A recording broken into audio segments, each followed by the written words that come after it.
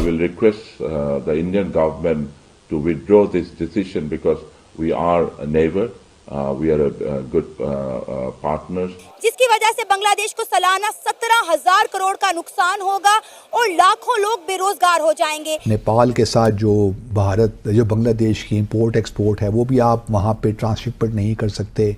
इसी तरह भूटान के साथ है या फिर फॉर दैट मैटर म्यांमार के साथ है। तो ये तीन ममालिक हैं जो कि बांग्लादेश की जो एक्सपोर्ट्स हैं ख़ास तो मुतासिर होंगे। इंडिया एक बहुत बड़ी मार्केट है और अगर वो बांग्लादेश को बाइकआउट करती है तो आप देखें 16 से 17 करोड़ लोगों का जो रहन सहन है वो बहुत ज़्यादा मुश्किल हो गया है, क्योंकि जब से बिम्स्टेक समिट के अंदर मोदी और मोहम्मद यूनिस की मुलाकात हुई है उसके बाद जो है टेंशन दोनों कंट्रीज के बीच बनती चली जा रही। WTO ने टैरिफ जंग की वजह से अमेरिका और चीन के दरमियान तिजारत में बड़ी कमी का खदशा जाहिर किया है। वर्ल्ड ट्रेड ऑर्गेनाइजेशन का कहना है अमेरिका और चीन के दरमियान तिजारत 80% तक कम हो सकती है। इस वक्त बांग्लादेश के माल से भरे हुए ट्रक इंडिया के बॉर्डर पर खड़े हैं और वापस जाने के लिए मजबूर हैं। जब 50 साल इंडिया का खाता रहा है, अब्बू जी का माल खाता रहा है, अब्बू जी से तिजारत करता रहा है, तो हमारे भी वो नहीं बने, उनके भी अब्बू जी के भी नहीं बने। कभी उनसे जाके मांगते हैं कि हमें चावल दे दो, चीनी दे दो। आप ये देखें कि इंडिया ने कई बार बांग्लादेश को सॉफ्ट नोट पर समझाने की कोशिश की, अपने ऑफिशियल्स को जो है वो बांग्लादेश भेजा। ये छोटा सा वीडियो आगे आप पूरा वीडियो देख सकेंगे। इस वीडियो में बात हो रही है किस तरीके से बांग्लादेश के साथ अब भारत ट्रीट कर रहा है और बांग्लादेश किस तरीके से भारत को आंखें दिखा रहा था। इवन बांग्लादेश के प्रधानमंत्री कुछ दिन पहले तक गए थे चाइना और उन्होंने किस तरीके से जो हमारे 7 सिस्टर्स स्टेट है उनके बारे में बात की थी और मतलब इनडायरेक्टली वो भारत को धमकी दे रहे थे कि हम इसको काट सकते हैं, बांग्लादेश जैसी कंट्री। पहले पूरा वीडियो देखते हैं, वीडियो के बाद करते हैं इस टॉपिक पर बात। प्लीज चैनल को सब्सक्राइब। और अगर वो बांग्लादेश को बाइकआउट करती है तो आप देखें 16 से 17 करोड़ लोगों का जो रहन सहन है वो बहुत ज़्यादा मुश्किल हो गया है, क्योंकि जब से बिम्स्टेक समिट के अंदर मोदी और मोहम्मद यूनिस की मुलाकात हुई है उसके बाद जो है टेंशन दोनों कंट्रीज के बीच बनती चली जा रही है। और साथ साथ मोहम्मद यूनिस की डिग्री को भी इंडिया ने टाइट करना शुरू कर दिया, क्योंकि जिसका कोई पॉलिटिकल बैकग्राउंड नहीं है वो मुल्क नहीं चला सकता। अवाम की तरफ बढ़ते हैं और जानते हैं उनकी जबरदस्त क्या तकलीफ है। बांग्लादेश जाने, इंडिया जाने, इंडिया उसका साथ क्या करता है जो मर्जी करे, हम तो किसी की मदद नहीं कर सकते, ना ही हमें करनी चाहिए। लिहाजा पाकिस्तान को अपना सोचना चाहिए। अभी आप ऑफ कैमरा मुझे एक बात बता रहे थे, तो जो नहीं तो मेरा, मैं ऑफ कैमरा भी कह रहा हूँ, ऑन कैमरा भी कहता हूँ कि मैं यकीन करें कि मुझे बहुत से लोग कहते हैं आप इंडिया के बारे में इतना अच्छा बोलते हो, आप इंडिया को जितना प्रेफर करते हो पाकिस्तान के लिए नहीं करते हो, क्यों इंडिया के साथ अच्छे करते हो। तो मैंने कहा अगर इंसान ने किसी से तल्लुकात बनाने होते हैं, कहीं जाना होता है, तो उसके लिए पहले अच्छा पैगाम देना चाहता हूँ। अगर मैं भी बुराइयां, मैं भी सब जैसा हो जाऊंगा, फिर एक जैसे हो जाएंगे। अगर मैं वो कहेंगे ये तो हमारी बुराइयां भी करता है। आपने किसी के साथ तल्लुक बनाने हो, आपने किसी अदारे में जाना हो, तो आपको चाहिए कि उसके अदारे की तारीफें करें। अच्छा। आप फिर तभी जाएंगे। बड़े स्मार्ट है वैसे आप हैं। मैं बहुत स्मार्ट हूँ, यकीन करें कि मैंने 3 साल से और लोगों से गालियाँ खाई हैं, पाकिस्तानियों से, अपने बहन भाइयों से गालियाँ खाई हैं कि तो अब इंडिया की बात क्यों करते हो। इंडिया की बात, मैं इंडिया जाना चाहता हूँ, अल्लाह की कसम पाकिस्तानियों के लिए जाना चाहता हूँ। पाकिस्तान के लिए मैं पाकिस्तान के लिए जाना चाहता हूँ कि किस तरह इंडिया वालों ने तरक्की कर ली, हम के साथ आज़ाद हुए, हमसे भूखे नंगे थे। 30 साल पहले उनकी करेंसी डाउन थी, हमारी अप थी। अच्छा। मैं जाना चाहता हूँ 3-4 माह के लिए, उनके जाके देखना चाहता हूँ, सीखना चाहता हूँ भाई, और शायद मुझे वो सिखा भी दें, क्योंकि वो अब मेरे दोस्त हैं, मुझे बुलाते हैं, कमेंट करते हैं कि हमारे मुल्क में आ जाएं, तो शायद वो मुझे पे एहसान कर दें। वो एहसान में फिर मैं आपके पाकिस्तानियों पे आके कर दूं। और पाकिस्तानी गवर्नमेंट से भी मेरी गुजारिश है कि भाई किसी तरह मेरे लिए रुकावट ना करें। अगर हिंदुस्तान वाले मुझे बुलाते हैं तो मुझे जाने दे, इंशाल्लाह मैं वापस आऊँगा और वहाँ गायब नहीं होऊंगा। क्यों मैं गायब नहीं होऊंगा? क्योंकि मेरे ख़ानदान, मेरा माँ बाप, मेरे यहाँ बहन भाई सारे इधर हैं। मतलब आप कह रहे हैं कि आप वहाँ से टेक्नोलॉजी लाएंगे और हम पाकिस्तानियों को देंगे। जाहिर सी बात है ना, देखिए हम मीडिया के जरिए जो टेक्नोलॉजी मिलती है हमें, वो असल में रियल में जाने का कुछ और है।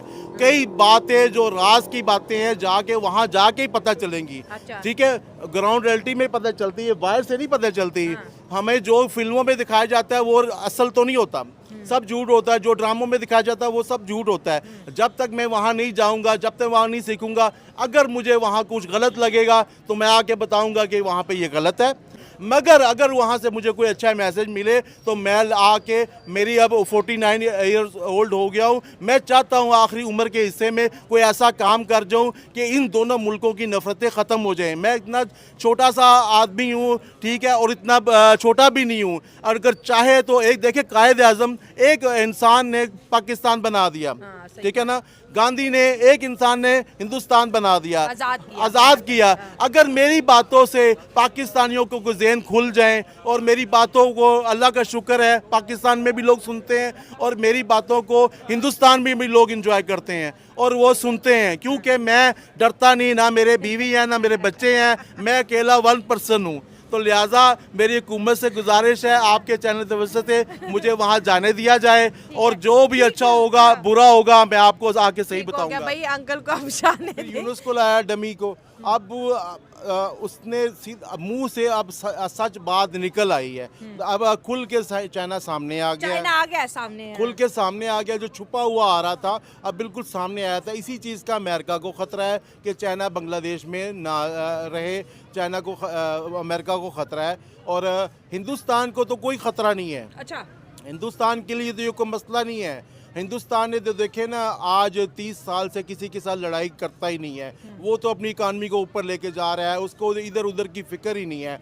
वो तो बांग्लादेश के साथ उसने हमदर्दी की, 30 साल उनको चलाया, पाला पोसा, आगे वो कहते हैं ना, फिर वो क्या 50 साल से भी ज्यादा के मतलब ताल्लुकात थे दोनों के ताल्लुकात बीच तो में। ज्यादा थे, मगर हाँ। 30 साल से उन्होंने ज्यादा उसमें डेवलपमेंट की है। ठीक है। पहले इतनी नहीं की जितनी 30 सालों में की है। ठीक है। मगर वो कहते हैं कि उन्होंने कोई पास ना रखा, कहते हैं ना कि जिस थाली में खाया उसी में पेशाब कर दिया, छेद होता है वैसे। छेद कर दिया, पेशाब कर दिया, एक ही बात है, ठीक है। तो अब कौन सी थाली में बांग्लादेश जाएंगे, कहाँ से थाली लेंगे, किसकी थाली? पाकिस्तान की थाली में तो कुछ नहीं है। पाकिस्तान ने तो लेकिन एक अंकल यहाँ पे एक सोचने की बात है, जैसे आज अजीत डोवाल कह रहे हैं गेट आउट बांग्लादेश। S-400 पहले टर्की ड्रोन बांग्लादेश ने इंस्टॉल किए थे बॉर्डर पर, आज इंडिया S-400 डिप्लॉय करने की बात कर रहा है या डिप्लॉय कर भी दिया। कुछ मिली जुली खबरें आ रही हैं। जब पाकिस्तान और बांग्लादेश के रिलेशनशिप बेहतर हो रहे थे, भारत ने रिटेलिएट नहीं किया या भारत ने कोई रिस्पॉन्स नहीं दिखा, लेकिन जैसे ही ये चाइना पहुंचा बांग्लादेश की बॉर्डर पे तो भारत को इससे खतरा महसूस हो रहा है और वो अपने बॉर्डर को लेके बहुत ज़्यादा एग्रेसिव है। तो आपको नहीं लगता कि जो रियल मसला है ये चाइना? तो दोस्तों, ये वीडियो यहाँ पर होता है खत्म। आपने देखा किस तरीके से इस वीडियो में बात हो रही थी बांग्लादेशी प्रधानमंत्री मोहम्मद यूसुफ और बांग्लादेशी कंट्री के रवैये से। देखो यार, शेख हसीना जब तक थी, बांग्लादेश को एक ऐसी कंट्री माना जाता था कि एक प्रकार से बांग्लादेश बहुत ही मतलब अच्छी शांत कंट्री है, जो पाकिस्तान या अलग अजीब तरीके से बिहेव करता है, मुस्लिम कंट्री है और कट्टरपंथ बहुत ज़्यादा है, उस तरीके से बांग्लादेश को नहीं समझा जाता था।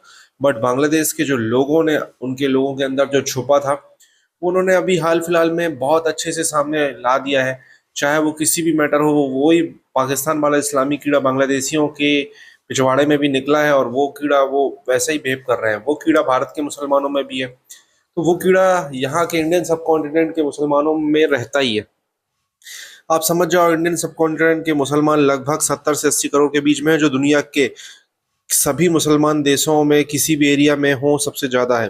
यहाँ के कन्वर्टेड मुसलमानों के पिछवाड़े का कीड़ा बहुत ज़्यादा है, तो बांग्लादेश के भी वो कोई अलग नहीं है, वही तरीके से रिएक्ट करेंगे। भारत ने जो बांग्लादेश के साथ व्यापार में और हर तरीके के क्षेत्र में बहुत सारी चीज़ें कम की हैं, बहुत अच्छी बात है। बांग्लादेश जैसी कंट्री अगर हमारी कंट्री के बारे में ऐसा सोचती है, हमारे एक स्टेट के टुकड़े करना चाहती है, भारत के नक्शे को काटना चाहती है, हिंदुओं के खिलाफ कितना अत्याचार किया, तो इनके साथ ऐसा ही बिहेव करना चाहिए और इसी तरीके की चीज़ें होनी चाहिए। आपको क्या कहना, कमेंट अपनी राय दें, चैनल को सब्सक्राइब